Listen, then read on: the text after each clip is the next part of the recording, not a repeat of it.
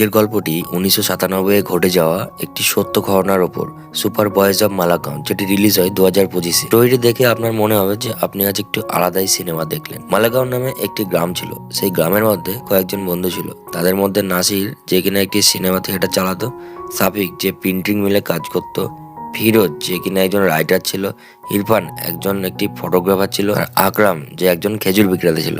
আর এক বন্ধু রাজু, যে কিনা একজন টিচার ছিল। নিহাল, যে নাসিরের ভাই ছিল। গল্পটি শুরুতেই নাসিরকে তার ভাই নিহাল বলে যে এভাবে আর কতদিন থিয়েটার চলবে, এভাবে থিয়েটার আর বেশি দিন চলবে না। কারণ পুরো হল ফাঁকা ছিল, কারণ নাসিরের চালানো চার্লি চ্যাপলিন কেউ দেখতে আসেনি। তার জন্য একটি নতুন মুভি আনার জন্য সাবিকের সাথে নাসির শহরে চলে যায়। মার্কেটে গিয়ে জিজ্ঞেস করে যে রাজা হিন্দুস্তানি আছে নাকি। দোকানদার বলে পাওয়া যাবে, কিন্তু কিছুক্ষণ অপেক্ষা করতে হবে। সেই সময় নাসির দূরের পোস্টারে দেখতে পায় যে হারাম আর হালাল টেপ। দোকানদারকে জিজ্ঞেস করে যে এই হারাম আর হালাল টেপটা কি জিনিস। আসলে তারা কপি পেস্টিং ও মার্জ করতো।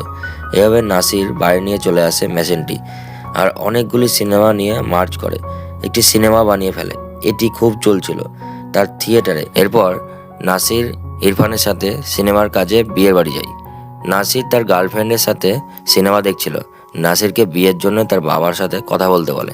পরদিন সকালে নাসিরের থিয়েটারে পুলিশের রেড দেয় কপি পেস্টিং সিনেমা চালানোর জন্য। পুলিশ অফিসারটি নিহালকে বোঝায় যে অন্যের সিনেমা চালানোর জন্য 420 মামলা হতে পারে।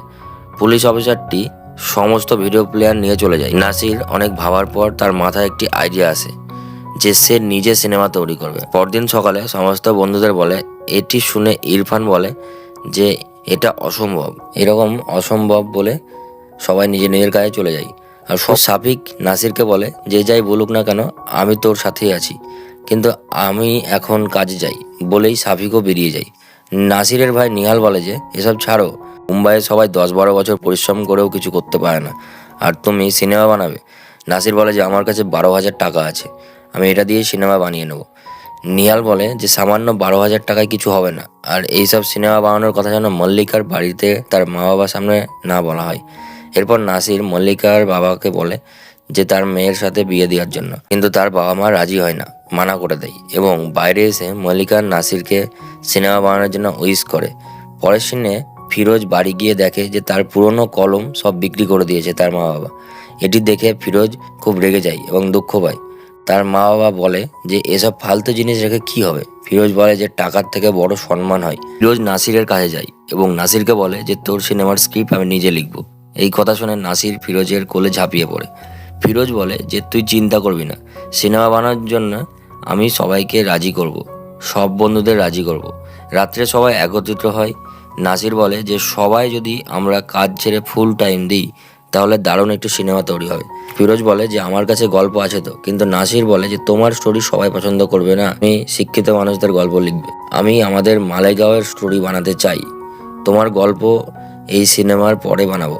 সবাই জিজ্ঞেস করে যে তাহলে কি বানাবে। নাসির বলে যে আমি শোলে বানাবো, মালেগাঁওয়ের ফানি শোলে।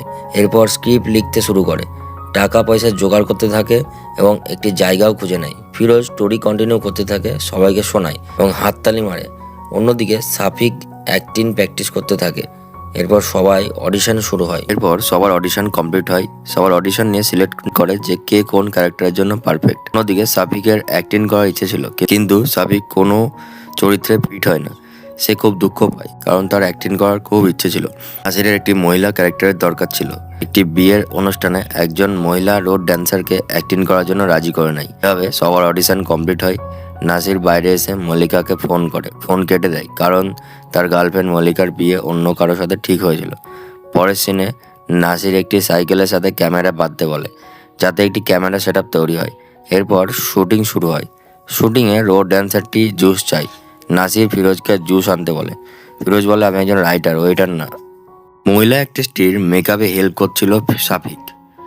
অ্যাক্ট্রেসটির বাচ্চা কেঁদে ওঠে। এটি দেখে সাফিক বাচ্চাটিকে চুপ করায় এবং আকাশের দিকে তাকিয়ে একটি প্লেন যাচ্ছিল বাচ্চাটিকে বলে যে দেখো এই প্লেনটি, একদিন আমিও এই প্লেনে চড়ব।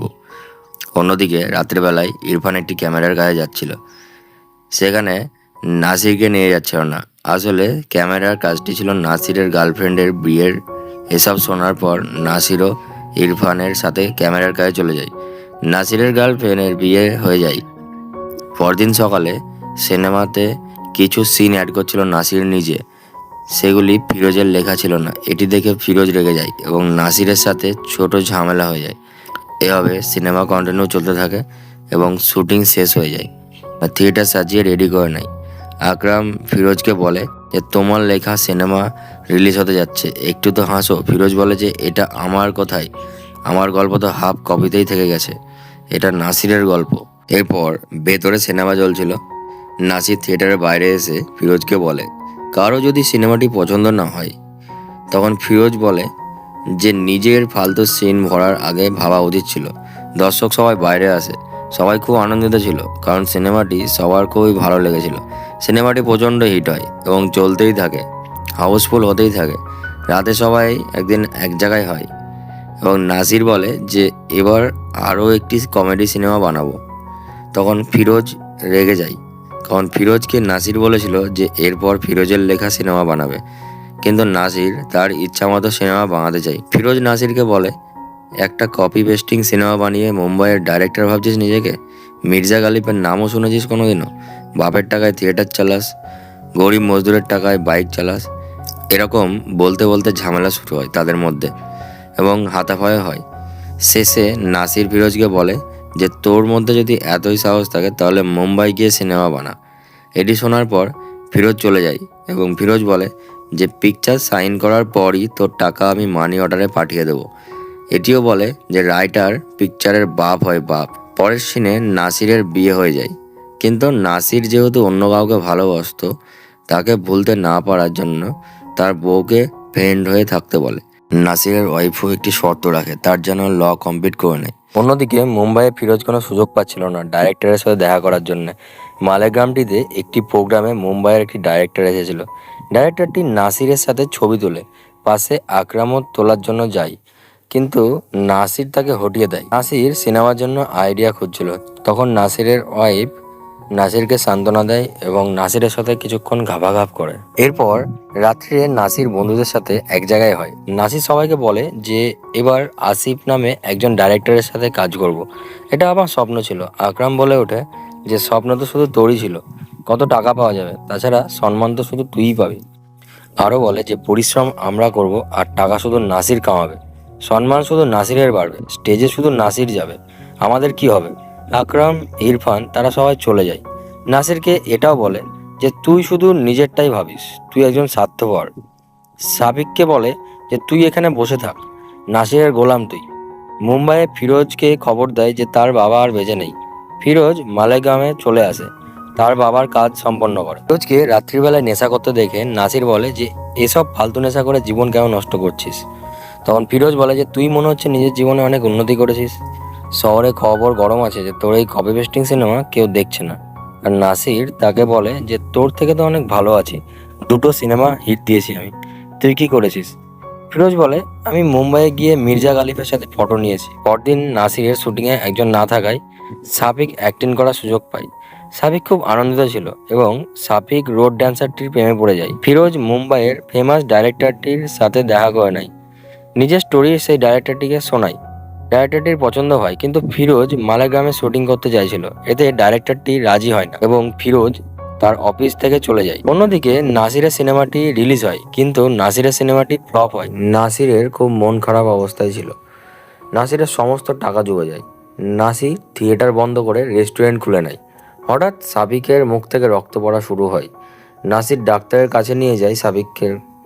ডাক্তার বলে যে সাবিকের ক্যান্সার হয়েছে। নাসির সাবিককে নিয়ে আকরাম ও ইরফানের সাথে দেখা করে। নাসির তাদের বলে যে আমি তো ভয় পেয়ে গেছিলাম, তোমরা এসেছো আমি খুব নিশ্চিত হয়েছি। আকরাম বলে ওঠে আমরা সাবিকের জন্য এসেছি, তোর জন্যে নয়। পরের সিনে ফিরোজের সাথে ফোনে কথা হয় এবং সাবিকের ক্যান্সারের ব্যাপারে জানতে পারে ফিরোজ, এবং মালেগাঁও চলে আসে ফিরোজ। ফিরোজ সবার সাথে দেখা করে, পার্টি করে চলে যায়। রাত্রিরে ফিরোজ নাসিরকে জিজ্ঞেস করে যে ফিল্ম বানানো কেন ছেড়ে দিয়েছিস?